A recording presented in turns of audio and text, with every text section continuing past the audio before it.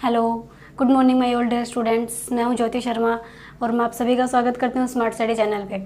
तो देखो, मैंने आपको लाइव क्लास के लिए बोला था तो वो तो नहीं हो पाई, लेकिन आज से अपनी दो क्लासेस रेगुलर आएंगी। ठीक है, एक क्लास सुबह आएगी जिसके अंदर अपन ह्यूमन फिजियोलॉजी पढ़ रहे हैं, एक क्लास शाम को आएंगी जिसके अंदर अपन जेनेटिक्स शुरू करेंगे। वो क्लास शाम को 4 या 5 बजे आपको मिल जाएगी।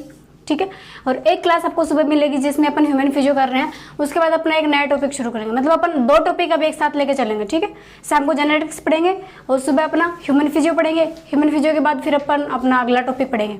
तो अपने सुबह वाली क्लास में चल रहा है अपना ह्यूमन फिजियोलॉजी, जिसके अंदर आपको मैं नर्वस सिस्टम करवा रही हूँ। नर्वस सिस्टम अपना कंप्लीट हो चुका है। आज अपन अपना वहाँ पे मैंने आज सुबह एंडोक्राइन सिस्टम शुरू कर दिया है।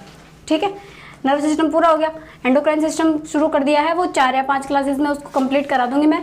और अभी अपने को थोड़ा फास्टली चलना पड़ेगा, है ना। जो भी आप एक बार जो भी मैं पढ़ाती हूँ, जो भी टॉपिक अपना चल रहा है, आप उससे पहले उसको पढ़ के आया करो। ठीक है, एक बार उसका एनसीईआरटी से रीडिंग लगाया करो, उसके बाद आप क्लास अटेंड किया करो, ताकि आपके सारे जो डाउट्स हैं, जो भी आपको डाउट्स आएंगे ना, वो सारे क्लास के साथ क्लियर हो जाएं। बात समझ रहे हो। लाइव के लिए मैं इसलिए नहीं आ रही क्योंकि आप लोगों के बहुत कम रिस्पॉन्स आया है लाइव के लिए। किसी का डाउट सेशन चल रहा है, किसी ने पर्सनल मैसेज करके बोला है कि मैम डाउट नहीं हो पाएगा, वो क्लासेस चल रही है या अनअकैडमी पे ये चल रही है टाइम। ये क्लासेस तो रिकॉर्डेड है। ये जब मेरी क्लासेस मोस्टली वो बच्चे देखते हैं जिनको अपना रिविजन करना होता है ना। जैसे वो कुछ टॉपिक पढ़ लिया उन्होंने, कोई टॉपिक है उनका क्लियर हो गया, उसके बाद वो ये चाहे कि मेरे को मेरा टॉपिक जो है उसको रिवाइज करना है एक बार, है ना। मेरे को मेरे टॉपिक को फिर से रिवाइज करके देखना है मुझे कितना आता है कितना नहीं आता। तो मेरी क्लासेस काफ़ी छोटी छोटी होती है, आधे घंटे की होती है मैक्सिमम, है ना। तो वो इसलिए मेरी क्लासेस को ज़्यादा प्रेफरेंस देते हैं ताकि कि उनका जो काम है वो जल्दी हो जाए, रिवीजन है वो फटाफट हो जाए, है ना। और चीज़ें भी सारी कवर हो जाए, क्योंकि रिवीजन के टाइम पे अपन ये नहीं, जैसे किसी कोचिंग सेंटर में आप लोग पढ़ रहे हो, वहाँ पे आप देखते हो कि काफ़ी आपको ब्रॉडकास्टिंग की जाती है किसी भी चीज़ की, मतलब बहुत ज़्यादा उसको डिटेल में पढ़ाया जाता है आपको, जितना नेट के अंदर आता नहीं है ना। लेकिन और अपन नेट के अंदर देखें तो सिर्फ क्या आता है, एनसीईआरटी बेस्ड ही आता है। एनसीईआरटी से बाहर कुछ आता नहीं है। कुछ क्वेश्चंस हैं वो एनसीईआरटी से ही होते हैं, वो इनडायरेक्टली होते हैं बट। ठीक है, तो बात ये है कि जब आप लोग वहाँ पे पढ़ लेते हो, किसी भी कोचिंग जो आपने ज्वाइन कर रखी है, कोई भी बड़ी कोचिंग आपने मान लो सीकर की, जयपुर की, कोटा की, कोई भी कोचिंग ज्वाइन कर रखी है, उसमें आप पढ़ाई कर रहे हो, तो उसके अंदर जो आपको पढ़ाते हैं ना, वो काफ़ी डिटेल में पढ़ाएंगे आपको, जिसकी ज़रूरत है नहीं। तो उतना सारा आप दोबारा से रिवाइज करने बैठेंगे तो बेटा आपका तो बहुत ज़्यादा टाइम खराब हो जाएगा। तो इसलिए बिल्कुल आपको रिवीजन के लिए किसी ऐसे टीचर की ज़रूरत है जो आपको सिर्फ एनसीईआरटी पढ़ाए। एनसीईआरटी से आपका सारा जो है बायोलॉजी का सारा कवर हो जाए। बात समझ रहे हो। तो इसलिए तो मेरी क्लासेस मोस्टली वो बच्चे देखते हैं जिनको अपना रिवीजन करना है, सिर्फ एनसीईआरटी का रिवीजन करना है ना।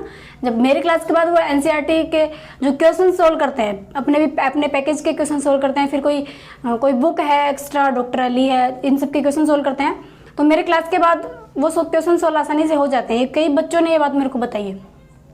ठीक है, क्योंकि मैं आपको जो भी पढ़ा रही हूँ ना, आप इस बात के लिए तो श्योर हो जाओ एनसीईआरटी से बाहर बिल्कुल जा नहीं रही हूँ। ठीक है, तो आप लोगों को अगर अपना रिवीजन अच्छे तरीके से करना है, ठीक है, इसीलिए मैं क्लासेस को काफ़ी छोटा बनाती हूँ और फटाफट टॉपिक कंप्लीट कराने की कोशिश करती हूँ ताकि बच्चों का कुछ छूटे नहीं।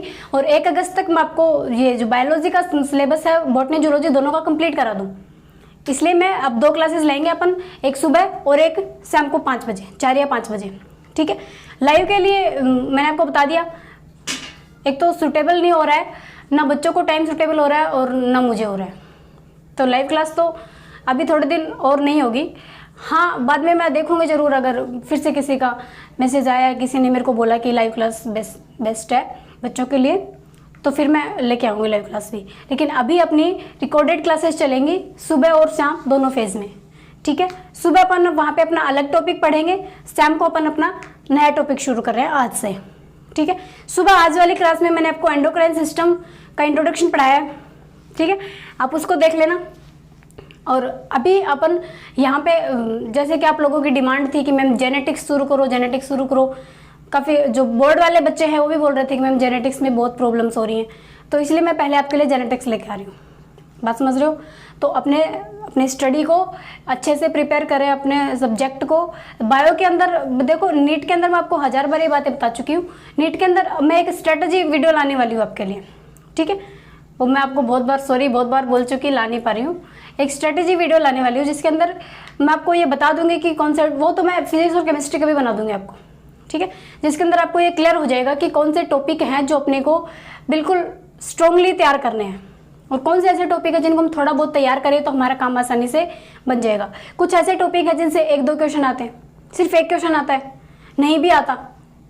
तो ऐसे कौन सा टॉपिक है, और ऐसे कौन सा टॉपिक है जैसे 4 या 5 क्वेश्चन आते हैं, ठीक है, 6-7 क्वेश्चन आते हैं। तो जेनेटिक्स ऐसा ही टॉपिक है, क्योंकि जेनेटिक्स काफ़ी बड़ा टॉपिक है, और इससे अपने मैक्सिमम आपके 7 या 8 क्वेश्चन जेनेटिक्स से एनटीए हर साल पूछता है। बात समझ रहे हो?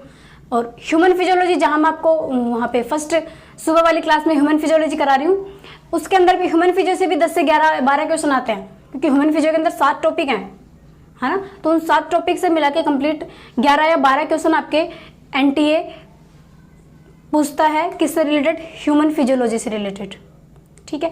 ह्यूमन, जब अपना जेनेटिक्स यहाँ पे ह्यूमन फिजियोलॉजी वहाँ पे कंप्लीट होने के बाद फिर अपन क्या शुरू करेंगे? यहाँ अपना जेनेटिक्स चल रहा है, फिर वहाँ अपन 12th का टॉपिक बायोमोलिक्यूल करेंगे, क्योंकि बच्चों को यही टॉपिक ज़्यादा टफ लगते हैं। बायोमोलिक्यूल है, इवोल्यूशन है, एनिमल किंगडम है ना, बॉटनी का प्लांट फिजियोलॉजी है, सेल बायोलॉजी है।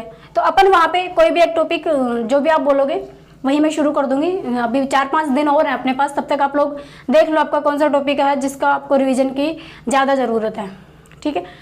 मैं पहले बता रही हूँ आपको, जब अपने को रिवीजन करना है ना, आपको कोई भी टॉपिक आपने पढ़ लिया उसको रिवाइज करना है, या फिर उसका आपको एनालिसिस करना है कि मुझे कितना आता है, कितना नहीं आता, क्या आता है, कितना छूट गया, कितना बच गया, क्या करना है। तो ये सब आपको अगर अपने एनालिसिस के बारे में अगर आपको जानना है तो आप मेरा वीडियो जरूर देखें, ठीक है?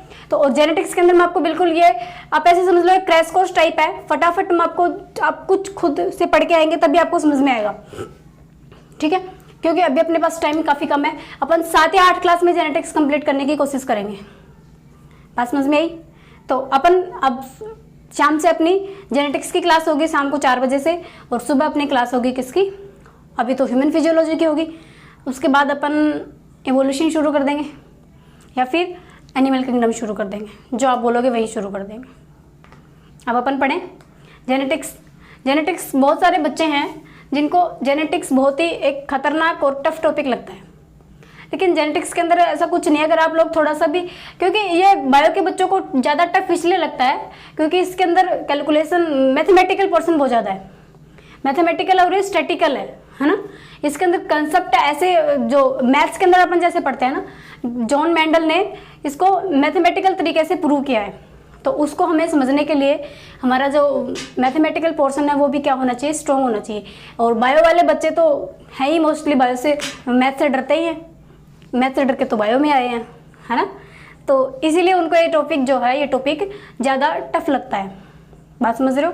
तो अभी अपन शुरू करते हैं। देखो ये काफ़ी टफ टॉपिक है, मैं भी बता रही हूँ आप लोगों को। इसमें आपको पूरा फोकस, पूरा कंसंट्रेशन करके आपको हर एक बात, छोटी छोटी बात को नोट करके अपने दिमाग के अंदर बिठाना पड़ेगा, तब जाके आपको ये टॉपिक समझ में आएगा, है ना।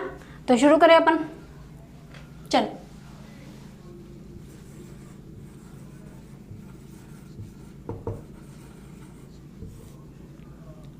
जेनेटिक्स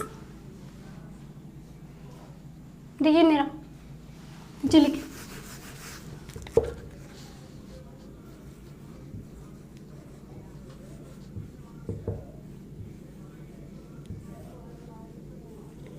एनसीईआरटी के अंदर जेनेटिक्स के है ना जो 2 टॉपिक दिए हुए हैं, एक फर्स्ट वाला जो मेंडेलियन जेनेटिक्स है, और सेकंड वाले का हमने डीएनए वगैरह वाला वो देखते हैं अपन, वेरिएबिलिटी, वेरिएशंस वगैरह वाला, ठीक है। वो सेकंड, ये दोनों पार्ट दोनों जेनेटिक्स के अंदर ही पढ़ते हैं अपन, ठीक है। तो पहले अपन मेंडेलियन जेनेटिक्स कर लेते हैं। मेंडल ने जो बताया था अपन पहले वो पढ़ लेते हैं। देखो इससे पहले मैं आपको एक बात बताती हूँ, इसके अंदर एक तो होता है वेरिएशन, कुछ डेफिनेशन है, जो डेफिनेशन है तो इसको इधर लिखो। एक तो है वेरिएशन, दिख रहा है ना आप लोगों को, दिख रहा है ना, दिख रहा है। देखो एक तो है वेरिएशन और दूसरी है इनहेरिटेंस।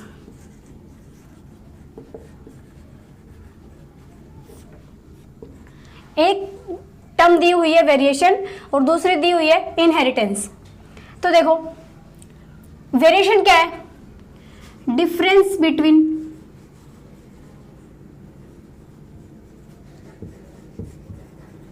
वेरिएशन के अंदर किस किस के बीच में डिफरेंस आता है, जो पेरेंट्स और बच्चों के बीच में, है ना। देखो जो जितने भी कैरेक्टर्स हैं वो सभी हमें कहाँ से मिले, जैसे मेरे अंदर जितने भी कैरेक्टर हैं वो सारे किससे मिले मेरे को, कुछ मेरे पापा से आए हैं और कुछ मेरी मम्मी से आए हैं। ऐसे ही आप लोगों के अंदर भी आपके आधे कैरेक्टर किसके हैं, आपके पापा के हैं और आधे किसके हैं, आपकी मम्मी के। क्रोमोसोम बता रही हूँ मैं, क्रोमोसोम जीन्स जो है, अब किसी भी अपन कैसे है, डिप्लॉइड है, डिप्लॉइड ऑर्गन मतलब डिप्लॉइड है अपन एनिमल। तो डिप्लॉइड के अंदर क्या होता है, पेरेंट्स होते हैं, पेरेंट्स से क्या आते हैं, कैरेक्टर्स आते हैं, जीन्स आते हैं। तो उन जीन से अब हमारे अंदर जो वेरिएशंस आ रही है, जो डिफरेंस आ रहे हैं, हमारे और हमारे मम्मी पापा की शक्ल बिल्कुल सेम मैच नहीं करती। हम बिल्कुल अपने पापा जैसे नहीं दिखते लड़के, और लड़कियां बिल्कुल अपनी मम्मी जैसी नहीं दिखती। कुछ वेरिएशंस आ जाती है, उन्हीं को कुछ डिफरेंस आ जाते हैं उनके अंदर, उन्हीं डिफरेंस को बोलते हैं वेरिएशंस। देखो difference between offspring and parents, parents और उसकी संतान के बीच में जो डिफरेंस आता है, कैरेक्टर्स जो बिल्कुल सेम मैच नहीं करते, उस डिफरेंस को जो अलग अलग दिखते हैं वो, है ना भाई। आप लोग हैं, आप लोगों के अंदर जितने भी जीन्स आए हैं, जो क्रोमोसोम है, वो हाफ आपकी मम्मी से आए हैं। टोटल कितने होते हैं, 46 होते हैं, है ना। 46 क्रोमोसोम होते हैं, 46 मतलब 23 पेयर। तो इसमें से आपके पास 23 तो कहां से आए हैं, आपकी मम्मा से आए हैं, और 23 किससे आए हैं, आपके पापा से आए हैं, है ना। 23 मम्मा से आए हैं, 23 जो है वो कहां से आए हैं, पापा से आए हैं। तो इनकी वजह से इन जब ये जीन्स जो हैं ये मम्मा और पापा से आते हैं, तो इनके अंदर काफी सेम टू सेम अपन बिल्कुल जैसे बच्चे, कोई लड़का है सेम टू सेम अपने पापा जैसा नहीं दिखता है, क्योंकि उसके अंदर क्या आ गए, कुछ डिफरेंसेस आ गए, है ना। और मम्मी के जैसी लड़कियां नहीं दिखती हैं, तो उसमें भी कुछ डिफरेंसेस आ गए। तो ये डिफरेंसेस हैं, इन डिफरेंसेस को ही क्या बोलते हैं अपन, वेरिएशन बोलते हैं। एक बात क्लियर हुई। अब देखो इनहेरिटेंस, इनहेरिटेंस किसको बोलते हैं, characters inherited by, characters inherited by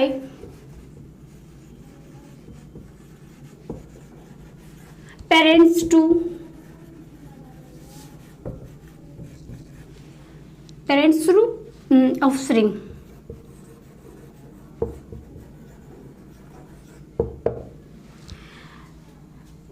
हमारे अंदर जीन कहाँ से, अपने जो क्रोमोसोम है वो कहाँ से आए हैं, अपने मम्मी और पापा से आए हैं, ठीक है। तो वो क्रोमोसोम के क्या हो रही है, इनहेरिटेंस हो रही है।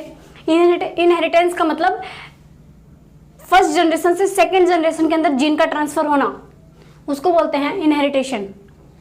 समझ रहे हो बात को। हमारे अंदर जो कैरेक्टर्स हैं वो मम्मी पापा के आए हैं, है ना, तो वो वहां से कैरेक्टर यहाँ ट्रांसफर हुए हैं, ये प्रोसेस कहलाती है क्या, इनहेरिटेंस। और जो डिफरेंस आए हैं, है ना भाई, उनके वजह, उनके कंपैरिजन में हम अपनी कंपेयर करें, उनके कंपेयर में हम खुद को कंपेयर करें, इंटरनली ये ले लो या फिर अपना फिजिकली बाहर से स्ट्रक्चर देख लो, फेस देख लो कैसा होता है, सेम टू सेम नहीं होता ना। तो ये जो डिफरेंस आया है इसको तो बोलते हैं वेरिएशन। और जो डिफरेंस आने की ये प्रोसेस है कि वहां से जीन जो है, वहां से क्रोमोसोम ट्रांसफर होके ऑफस्प्रिंग में आ रहे हैं, इसको बोलते हैं वेरिएशन। एक बात क्लियर होगी। ये आपको मैं मेंडल बताने से पहले ही आपको इसलिए बता रही हूँ क्योंकि इसकी आपको बहुत जरूरत पड़ने वाली है, ठीक है। इतनी समझ में आ गई। अब देखो अपन देखते हैं अपने मेंडल साहब को, जिनका नाम क्या था, ग्रेगर जॉन मेंडल।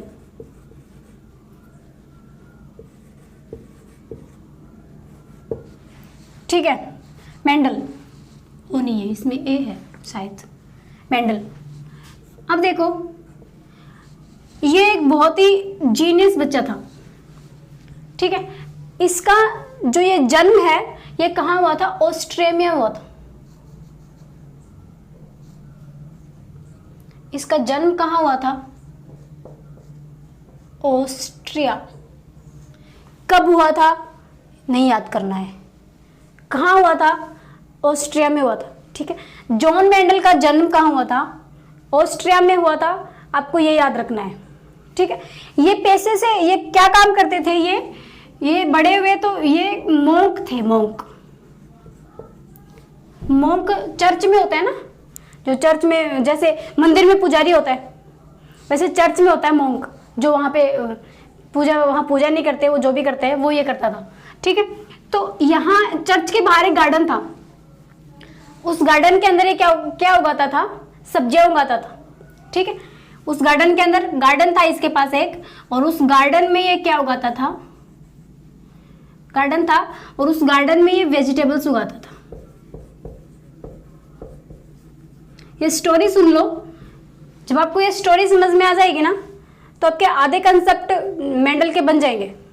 ठीक है, गार्डन में सब्जियां उगाता था, तो ये जीनियस बच्चा तो था ही, बचपन से ही जीनियस था। तो इसने देखा, इसने अपने गार्डन में एक लगा रखा था वेजिटेबल। कौन सा? मटर, जिसको बोलते हैं पाइसम सटाइवम।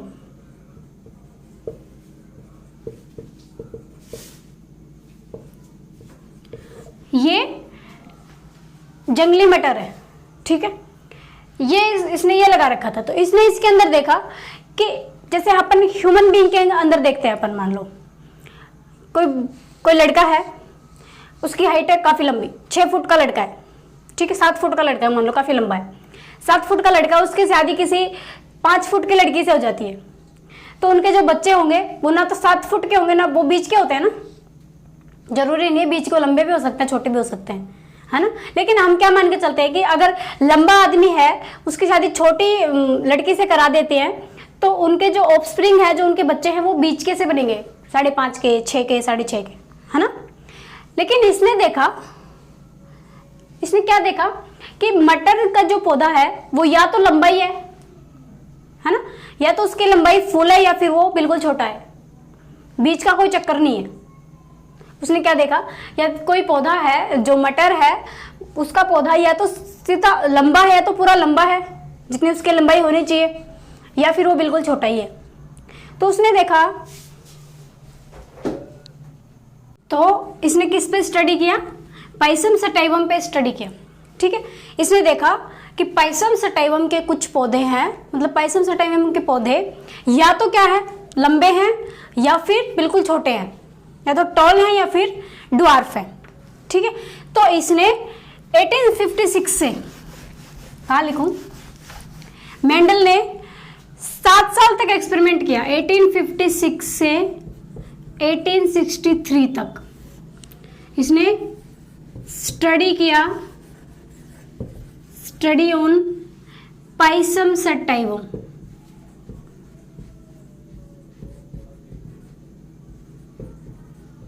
ठीक है, इसने 7 साल तक मटर के पौधे के ऊपर अपने एक्सपेरिमेंट किए अलग अलग तरीके से। उसने देखा कि ह्यूमंस के अंदर तो बीच वाले भी होते हैं, है ना, एक तो लंबा है, एक छोटा है, कोई बीच का भी है। लेकिन मटर के अंदर या तो सिर्फ लंबे हैं, या सिर्फ छोटे हैं, बीच का कोई नहीं है। तो मैं ये देखना चाहता हूँ कि ये जो मटर के अंदर यहाँ से ये इनहेरिटेंस हो रही है, उस टाइम इनहेरिटेंस नहीं पता था उसको, यहाँ से जो कैरेक्टर्स ट्रांसफर हो रहे हैं वो कैसे हो रहे हैं। ठीक है, तो देखो, ग्रेगर जॉन मेंडल ने 1800 कब से शुरू किया? 1856 से लेके और 1863 तक इसने 7 साल अपने एक्सपेरिमेंट पर, अपने जो मटर के पौधे पर क्या किया? एक्सपेरिमेंट किया। ठीक है, उसके बाद इसने इतना अच्छा काम किया, लेकिन फिर भी इसके काम की कोई वैल्यू नहीं थी। क्यों? क्योंकि उस टाइम एक तो कम्युनिकेशन स्किल जो थे, मतलब कम्युनिकेशन का जो वे था वो इतना अच्छा नहीं था। उस टाइम इतना अच्छा इंटरनेट नहीं था, है ना। अभी तो हम कोई भी नई चीज़ ढूंढते हैं, कोई भी नया कुछ भी करते हैं, तो फटाफट से वो वायरल हो जाता है, क्योंकि अभी इंटरनेट का काफ़ी अच्छा है, फेसबुक है, कितने सारे यूट्यूब है, बहुत कुछ है ना। लेकिन उस टाइम पे इसने अपना इसने जो वर्क किया, इसको इसने एक लोकल पब्लिक के अंदर, लोकल मैगजीन के अंदर इसको पब्लिश किया, ठीक है। तो वो इसने कहाँ पब्लिश किया, वो बर्न में पब्लिश किया, बर्न, ठीक है। यहां इसने पब्लिश इन लोकल मैगजीन, ठीक है। लेकिन इसकी बात पे किसी ने ध्यान नहीं दिया, क्योंकि एक तो ये सभी तक पहुंच नहीं पाया, है ना। और जहां तक पहुंचे फिर कुछ लोगों ने क्या बोला, कुछ साइंटिस्ट ने, कि कहां बायो के अंदर मैथ घुसा रहा है ना। तो वैसे इसकी बात पे किसी ने ध्यान नहीं दिया, ठीक है। फिर इसी का जो काम है, इसने जो 7 साल में, ये 1856 में इसने जो काम कर दिया, 1863 में ये मर गया, है ना। कुछ टाइम बाद में जॉन मेंडल साहब जो हैं वो, उनका स्वर्गवास हो गया। फिर तब भी इसके काम की कोई वैल्यू नहीं थी, जब ये इनकी डेथ हुई थी उस टाइम तक भी इनके काम को किसी ने नहीं पहचाना था। फिर क्या हुआ, 1900 के अंदर, 1900 के अंदर 3 साइंटिस्ट रीडिस्कवर किया इसका, जो इसने जो वर्क किया है ना, रीडिस्कवर,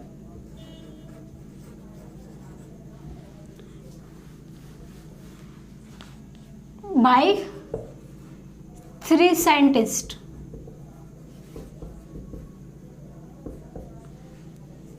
तीन साइंटिस्ट ने इंडिपेंडेंटली किया था, मतलब तीनों जो हैं वो अलग अलग जगह से थे, तीनों ने साथ मिलकर काम नहीं किया था, अलग अलग 3 साइंटिस्ट ने काम किया, और उनके भी सेम रिजल्ट वही आए जो मेंडल साहब के बहुत पहले आ चुके थे। कौन कौन से साइंटिस्ट थे वो, मिटा दोगे इसको,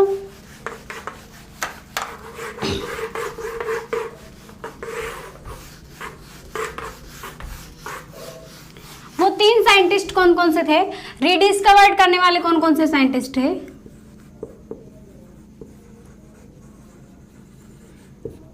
वो थे डिवरीज, कार्ल कॉरेंस और शेरमार्क, ठीक है। इन 3 साइंटिस्ट ने 1900 में उसके मेंडल के जो उसके जो वर्क थे उनको वापस से क्या किया, रीडिस्कवर किया, वापस से तीनों को सेम वही रिजल्ट मिले जो मेंडल साहब को काफी साल पहले मिल चुके थे, ठीक है। इन 3 साइंटिस्ट ने फिर से क्या किया, रीडिस्कवर्ड किया, ठीक है। अब एक बात आप याद रखना, अभी मैं आपको बेसिक करा रही हूँ, कंसेप्ट में उलझने की कोशिश मत करना, जो बता रही हूँ उसको समझ लो एक बार अच्छे से, है ना। जेनेटिक्स अभी शुरू नहीं हुई है, अभी सिर्फ मैं आपको उसका बेसिक बता रही हूँ।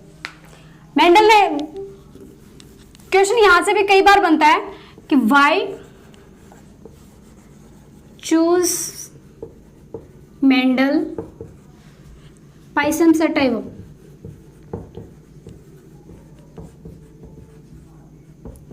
मेंडल ने पाइसम सटाइवम को ही क्यों चुना, क्योंकि एक तो वो इजीली उग जाता था, है ना। एक तो उसका क्या होता था, उसके अंदर कॉन्ट्रास्टिंग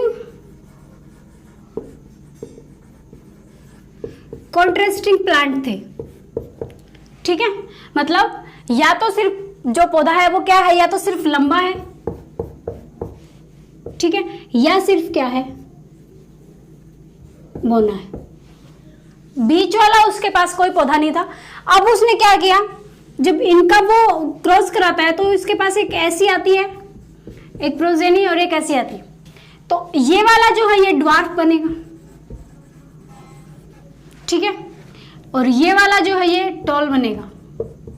ये मैं आपको बाद में समझाऊंगी कैसे, अभी मैं आपको सिर्फ इतना बता रही हूं कि उसके पास नेचुरली या तो ये था या ये था, ये सब उसने खुद से, मतलब उसको जैसे ह्यूमन बीइंग कराते हैं ना, खुद से ट्रांसफर करा के, पोलन ग्रेन गिरा के, वैसे कराया था उसने, ठीक है। सेल्फ पोलिनेशन नहीं था ये इसका, ये इसने कैसे कराया था, खुद कराया था। By human. ठीक है, दूसरी बात इसके अंदर क्या था, शॉर्ट लाइफ स्पेन,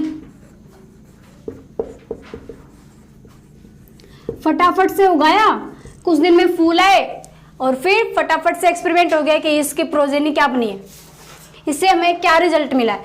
वो मान लो आम के पेड़ पे करता एक्सपेरिमेंट, तो कितने साल में आम का पेड़ बड़ा होता, फिर वो उसकी मैटिंग कराता, फिर कब वो छोटे वाले आम के पेड़ उगते, कितना टाइम, इतने में तो वो मर जाता बेचारा, है ना, वो करा ही नहीं पाता। तो लाइफ स्पैन क्या था, छोटा था, आसानी से नई जनरेशन बहुत जल्दी मिल जाती थी। तीसरा था लार्ज नंबर ऑफ सीड।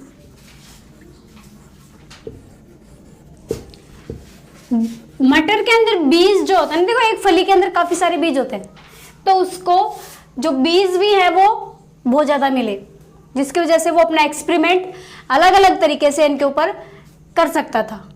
ठीक है, ये बात नोट करो कि मेंडल ने पाइसम सटाइवम को ही क्यों चुना, उसके 3 कारण हैं, एनसीईआरटी में लिखा हुआ है, इसलिए मैं आपको बता रही हूँ, ये बिल्कुल बेसिक है। ठीक है, उलझने की जरूरत नहीं है इसके अंदर। पहला कौन सा, इसमें कॉन्ट्रास्टिंग प्लांट थे। ठीक है, बिल्कुल क्लियर पता चल रहा था कि ये लंबा है ये छोटा है। दूसरा लाइफ स्पैन छोटा था, फटाफट उगाया, फटाफट बीज मतलब फूल निकले, बीज निकले, जो भी करना था वो फटाफट होता था इसके अंदर, है ना, नई जनरेशन बहुत जल्दी मिल जाती थी। तीसरा बीज जो है इसको काफी ज्यादा क्वांटिटी में इसको बीज मिलते थे इसके अंदर। ठीक, अगला देखो, अगला पॉइंट एनसीईआरटी में लिखा हुआ है,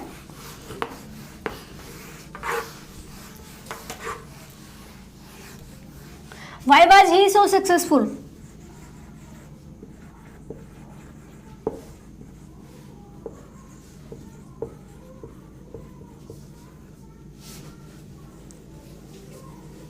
उस टाइम में मेंडल को ही इतनी सफलता क्यों मिली, वो ही सबसे ज्यादा सक्सेस क्यों हुआ, है ना, कोई और इस बात को नोट क्यों नहीं कर पाया। ठीक है, तो ये इसका रीजन है, ये एनसीईआरटी में लिखा हुआ है, इसके भी आंसर एनसीईआरटी में आपको मिल जाएंगे, आप पढ़ोगे तो। एक तो इसने क्या लिया था, लार्ज सैंपल साइज लिया था, मतलब इसने पूरी, भाई ये मॉन्क था ना, तो गार्डन के अंदर ये बहुत सारे पेड़ लगाता था, पाइसम सटाइवम का इसने पूरा खेत खड़ा कर रखा था, है ना, तो इसने सैंपल जो है वो काफी लार्ज लिए। ठीक है, और एक बार में इसने लार्ज सैंपल तो लिए इसने, लेकिन एक बार में इसने सिर्फ एक ही कैरेक्टर पे स्टडी किया। ठीक है, जब ये एक बार टोल वाले पे स्टडी कर रहा है ना, तो इसने नहीं देखा कि इसका फ्लावर कैसा है, इसका बीज कैसे कलर का है, इसके बीज की शेप क्या है, इसका जो फ्लावर है वो एक्सियल है या फिर, ये सब इसने नहीं देखा। इसने सिर्फ क्या देखा कि पेड़ पौधा जो है वो लंबा है या छोटा है, मतलब कहने का एक बार में उसने सिर्फ एक ही कैरेक्टर पे फोकस किया, उलझा नहीं वो कि 3-4 कैरेक्टर एक साथ लेके चल रहे हैं। ठीक है, एक बार में उसने सिर्फ एक पे स्टडी किया, उसके बाद अगले का नंबर, फिर अगले का नंबर, क्योंकि फटाफट हो रहा था ना भाई, इसका लाइफ स्पैन छोटा है, फटाफट से अपनी स्टडी कंप्लीट कर पाया 7 साल के अंदर। ठीक है, सॉरी, अगला है, एक तो इसने क्या किया, फिर अगला है यूज्ड मैथमेटिकल एंड स्टैटिकल।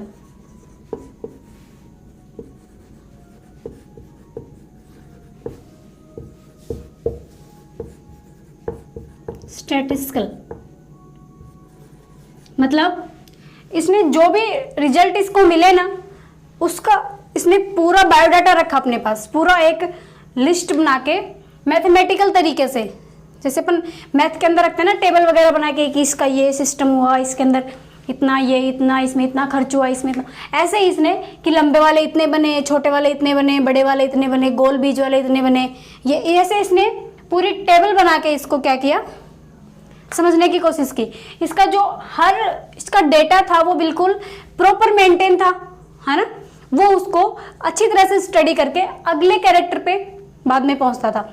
जब तक उसको पहले वाला कैरेक्टर अच्छे से नहीं समझ में आ जाता, वो अगले कैरेक्टर पे नहीं पहुंचता था। बात समझ में आई?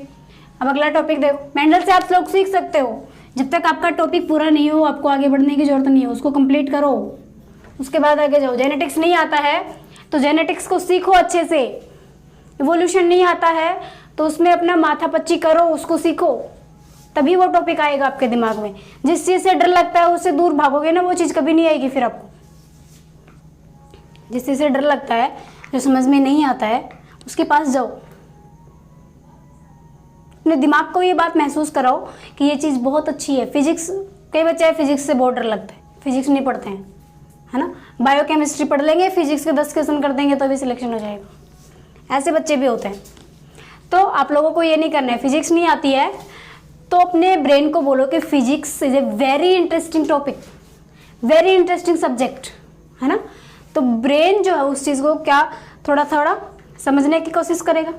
3 इडियट मूवी देखी है ना आपने, कि कितनी भी बड़ी प्रॉब्लम आ जाए, कितना भी टफ टॉपिक आ जाए आपके सामने, आपको क्या बोलना है? Everything is fine, all is well. सब कुछ क्या है? ओके है, सब कुछ सही है। अपने को क्या करना है? पढ़ाई करना है ना। कुछ नहीं होगा, अपने को आ जाएगा आसानी से। फिजिक्स के अंदर आप लोग इतने डरे हुए रहते हो कि फिजिक्स ये है वो है, नहीं समझ में आता। इससे अच्छा तो केमिस्ट्री है, इससे अच्छा तो बायो है। फिजिक्स क्यों देते हैं नीट वाले, हैं? ये सब क्वेश्चन आप लोग उठा लेते हो जब आपको फिजिक्स नहीं समझ में आती है। तो फिजिक्स के पास जाओ, है ना, उसे प्यार करो तो वो आपको अच्छे से समझ में आ जाएगी धीरे धीरे। आप जब आप लोग उसको लाइक करने लगोगे ना, कहाँ जाएगी? आएगी क्यों नहीं? तो चलो, उसने क्या किया? मैथमेटिकल और स्टैटिस्टिकल अपना जो रिकॉर्ड है वो स्टैटिकल रिकॉर्ड बनाया, मैथमेटिकल रिकॉर्ड बनाया अपना। जो भी उसने रिजल्ट नोट किया उसको बिल्कुल टेबल की तरह उसने बना के पूरा उसका एनालिसिस, उसका डेटा रिकॉर्ड करके रखा अपने पास। तीसरा देखो, ये सो सक्सेसफुल क्यों था? क्योंकि तीसरा इसने क्या किया? Maintain record, maintain proper record. काफी अच्छा इसने साफ सुथरी जो है अपने रिजल्ट को साफ सुथरी कॉपी में लिखा, उसको रिकॉर्ड करके रखा, प्रॉपर तरीके से उसको मेंटेन किया। और फिर जब नेक्स्ट जनरेशन का और पिछले जनरेशन का उसने एनालिसिस किया, उसके बाद अपना रिजल्ट दिया, है ना। भाई इसने ऐसे थोड़ी है कोई चीज़ एक बार एक बंदे पे लागू की और वो, भाई कोई रूल कब बनता है? इसने 3 रूल दिया है ना, लॉ ऑफ इनहेरिटेंस के 3 रूल दिए हैं ना इसने। तो कोई भी चीज़ रूल कब बनती है? जब वो सब पे लागू हो। एक के लिए सब है, सबके लिए एक है। रूल तो यही है ना भाई, रूल्स सबके लिए बराबर है। तो रूल कब बनते हैं? जब हम जो भी हम एक्सपेरिमेंट कर रहे हैं, जो भी हम स्टडी कर रहे हैं, वो सिर्फ एक प्लांट पे लागू ना होके उस पूरे प्लांट की फैमिली पे लागू हो। वो अपना क्या बनता है? वो रूल बनता है। बात समझ रहे हो मेरी बात को? रूल, फिर इसने क्या किया? इसने 3 रूल दिए है ना, वो 3 रूल उसने इसी बेस पे दिए हैं। इसने अपना रिकॉर्ड प्रॉपर मेंटेन रखा, पिछली जनरेशन में क्या हुआ था ये करने से, इस जनरेशन में ये करने से क्या हो रहा है। अगर सेम हो रहा है, 4-5 जनरेशन तक उसने इस चीज को स्टडी किया है, 4-5 जनरेशन तक स्टडी करने के बाद उसने रिजल्ट निकाला है, और उसी रिजल्ट को इसने क्या बनाया है? रूल बनाया है, लॉ बनाया है, लॉ ऑफ इनहेरिटेंस के इसने 3 रूल दिए हैं। वो अभी अपन डिस्कस करेंगे, पहले अपन ये बेसिक बातें सीख लेते हैं थोड़ी थोड़ी, ठीक है। 3 रीजन हो गए। चौथी, फिर अगर इसने इतना अच्छा काम किया, इतना सब कुछ किया, तो ये रिकॉग्नाइज क्यों नहीं हुआ? फेमस क्यों नहीं हुआ ये? मेंडल के टाइम में मेंडल को कोई क्यों नहीं जानता था? क्यों सक्सेस नहीं हुआ Mendel? Why did his work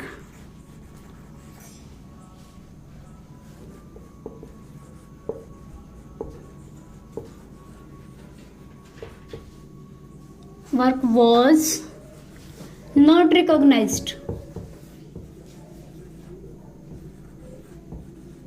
उसके वर्क को रिकॉग्नाइज क्यों नहीं किया गया? क्यों नहीं किया गया? क्योंकि फर्स्ट तो कम्युनिकेशन स्किल बेकार थी भाई। हाँ, communication was not good. Skill बोल गई क्या मैं? स्किल नहीं, स्किल नहीं होता। स्किल तो वो होता है जो हम बोल रहे हैं, ये स्किल नहीं है। कम्युनिकेशन जो है उसका कैसा नहीं था उस टाइम पे? कम्युनिकेशन गुड नहीं थे। कोई भी, जैसे फेसबुक नहीं था उस टाइम पे, इंस्टाग्राम नहीं था आपका, यूट्यूब नहीं था, तो ये अपना बेचारा चीज़ फेमस कैसे करता? अब देखो नेक्स्ट, कम्युनिकेशन स्किल अच्छा नहीं था। और इसने मैथ का यूज किया ना, इसने mathematical strategy was not acceptable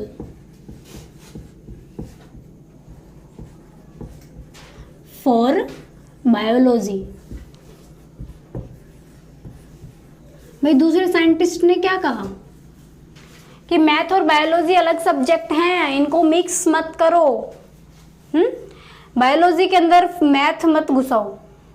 physics बोल गई क्या मैं? सॉरी, मैथ है ये, ठीक है। आगे देखो, थर्ड इसका रीजन रहा, इसने बताया, देखो जब इसने एक्सपेरिमेंट किया ना तो इसने देखा, कहाँ लिखूं मैं? यहाँ से दिखेगा क्या आपको? नहीं दिख रहा है, चलो यहाँ लिख देती हूँ। ये लंबा पेड़ है ना। अब ये मत पूछना ये मैडम इतना तो पढ़ के आते हो ना आप लोग।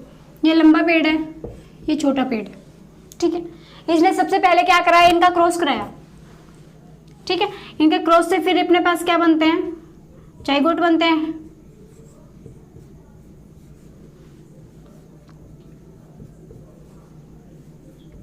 ये तो आप 10th में भी पढ़े हुए हो इतना तो, ठीक है। इसने क्रॉस कराया तो इसके पास एक तो ये बना, ठीक है, एक ये बना,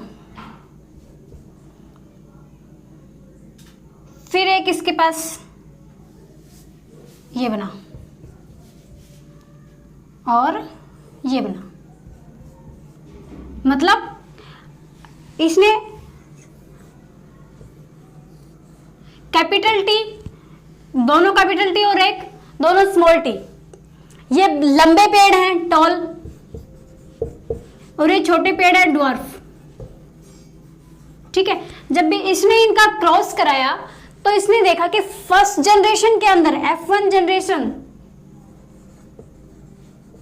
इसने देखा फर्स्ट जनरेशन के अंदर ऑल प्लांट्स आर टॉल, सभी प्लांट्स लंबे हैं, ठीक है। भाई इसका जो ये मिला ना इसको, ये तो इससे जो प्लांट है वो कैसा होता है? ये लंबे प्लांट का सिंबल है। कैसे? इसके अंदर दो जीन है अपने पास, एक लंबे वाली है, एक बोने वाली है, छोटे वाली है। तो छोटे वाली है वो रिसेसिव होती है, ठीक है, जो अपने कैरेक्टर, यहां पे देखो भाई ये वाला जो जीन है ना,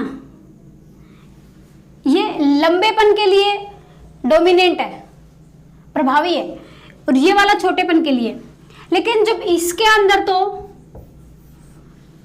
छोटा भी आ गया और बड़ा भी आ गया तो बीच वाला होना चाहिए ना, लेकिन ये बीच वाला नहीं होता, क्योंकि इसके अंदर ये वाला जो टी है ना, बड़ा वाला है ना, ये डोमिनेंट होता है।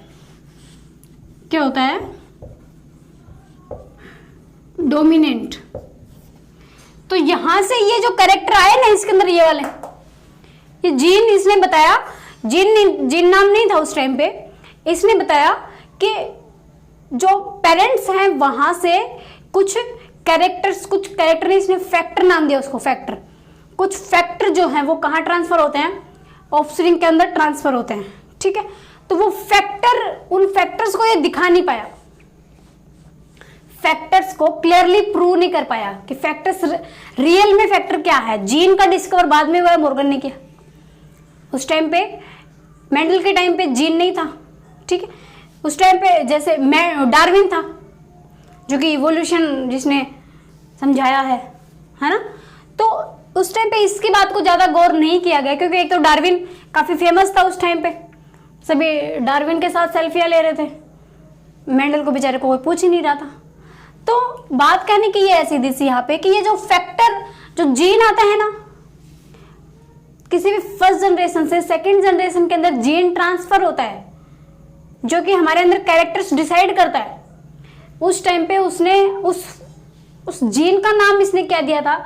जीन तो उसका नाम बाद में दिया है, पहले उसका इसने क्या नाम दिया था? कुछ फैक्टर होते हैं जो F1 जनरेशन से F2 जनरेशन में ट्रांसफर होते हैं, लेकिन वो उन फैक्टर्स को दिखा नहीं पाया। इसने बताया कि यहाँ से कुछ फैक्टर आते हैं जो इसके लंबेपन के लिए रिस्पॉन्सिबल है। भाई दूसरे साइंटिस्ट ने पूछा बताओ कहाँ है फैक्टर, तो इसके पास इस चीज का कोई जवाब नहीं था, क्योंकि उस टाइम पे इसको फैक्टर नहीं पता था रियल में क्या है, कहाँ है। ठीक है, बात समझ में? इसीलिए ये क्या हो गया, इस काम को ज्यादा रिकॉग्नाइज नहीं किया गया। ठीक है, अब कुछ बेसिक टर्म बता देती हूँ मैं आपको, फिर कल से अपन इसके मेंडल के रूल्स पढ़ेंगे, नियम। मेंडल ने 3 नियम दिए थे,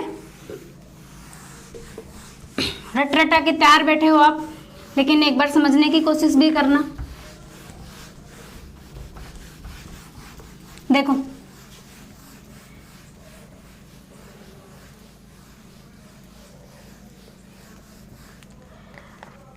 फर्स्ट टर्म है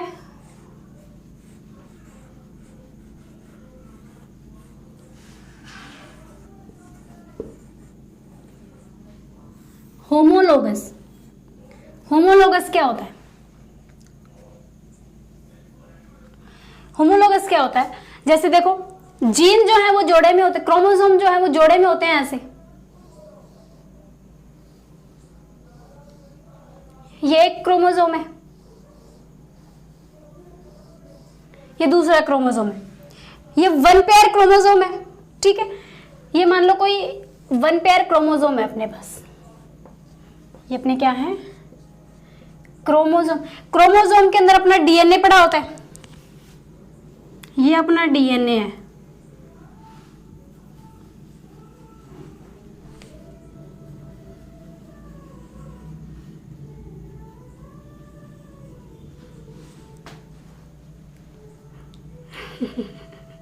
ये अपना क्या है? क्रोमोसोम है, और क्रोमोसोम पे अपना डीएनए है। ठीक है, तो डीएनए पे अपने क्या होते हैं? जीन प्रेजेंट होते हैं ऐसे।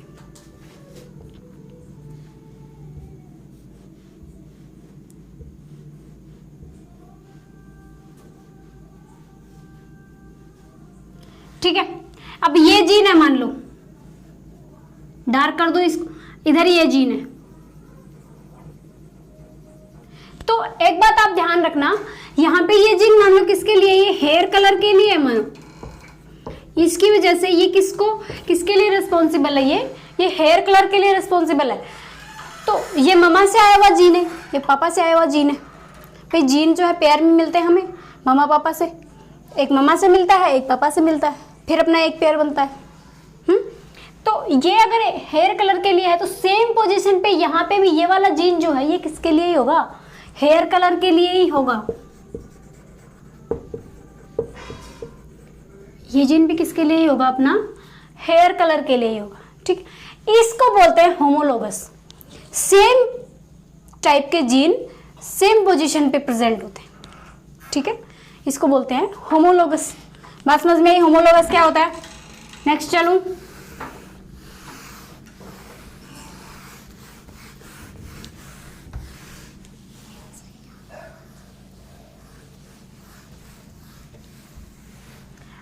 एक होता है जीन। अभी जीन कर रहे हैं ना अपन बार बार में। मेंडल को जीन नहीं पता था, मेंडल को जीन नहीं पता था, हमें जीन पता है कि क्या होता है?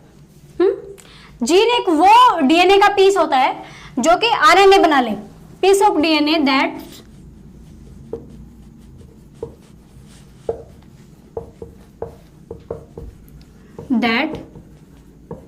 Make RNA. अब वो चाहे कोई भी आरएनए बना ले, है ना, डीएनए का एक पीस जो कि क्या बना ले? आरएनए बना ले, और नेक्स्ट जनरेशन के अंदर क्या हो जाए? ट्रांसफर। बात समझ में आ रही? इसको बोलते हैं जीन। अगला देखो,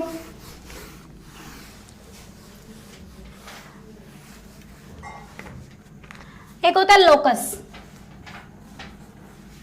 लोकस बोलते हैं पोजीशन को। डीएनए पे अपने अलग अलग पोजीशन के ऊपर उसकी जीन प्रेजेंट होती हैं। ठीक है, तो उसको बोलते हैं लोकस। ठीक, अब एक बार बार में अपन बात कर रहे हैं किसकी, कैरेक्टर की। कैरेक्टर और ट्रेट, कैरेक्टर्स क्या होते हैं, जैसे देखो हेयर कलर, हेयर कलर क्या है, कैरेक्टर है। हेयर कलर कैरेक्टर है। हेयर कलर भी तो कई टाइप के हो सकते हैं, ब्राउन हो सकते हैं, ब्लैक हो सकते हैं। तो ये ब्राउन और ब्लैक जो है ना, ये है इसके ट्रेट। बात समझ रहे हो। कैरेक्टर्स कौन से होते हैं, जैसे अपने बाल है, बालों का कलर है, आंखों का कलर है, स्किन का कलर है। ठीक है, ये सभी क्या है, कैरेक्टर है। लेकिन इनके टाइप अलग अलग हो सकते हैं। मतलब हेयर कलर भी तो कई के ब्लैक बाल होते हैं, कई के ब्राउन होते हैं, किसी के कुछ थोड़े और अलग कलर के होते हैं। तो वो उसकी क्या हुआ, ट्रेट। ठीक है, जैसे हाइट पे देखें, कुछ लंबे हो सकते हैं, कुछ छोटे हो सकते हैं। ठीक है, जो मीडियम होता है वो उसका होता है ट्रेट। ठीक है, बात समझ में आ रही है। अब आगे चले।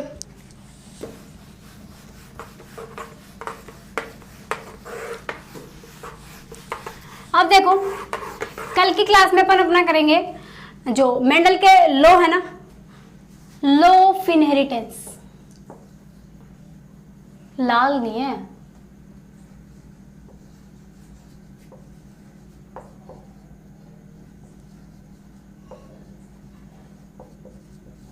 ठीक है। कल अपन करेंगे लॉ ऑफ इनहेरिटेंस। मेंडल के 3 रूल हैं, उनको पढ़ेंगे अपन। और आप मेरे को बताना आपको जेनेटिक्स की आज की क्लास कितना समझ में आई है, कितना आपको ऐसा नया लगा है कि ये टॉपिक जो है मुझे नया सीखने को मिला है। तो आज आप मेरे को कमेंट सेक्शन में मेरे को मैसेज करके बताना कि आप लोगों को आज की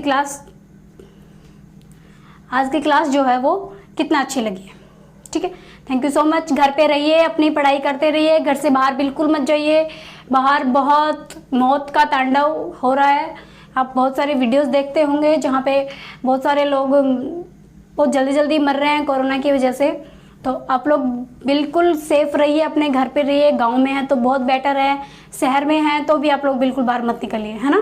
क्योंकि ये इसका जो कोरोना जो है किसी एक चैन की तरह हमारे अंदर फैलता जा रहा है। तो हमें उस चैन को ब्रेक करना पड़ेगा। जब हम चैन को ब्रेक कर देंगे तो कोरोना अपने आप खत्म हो जाएगा।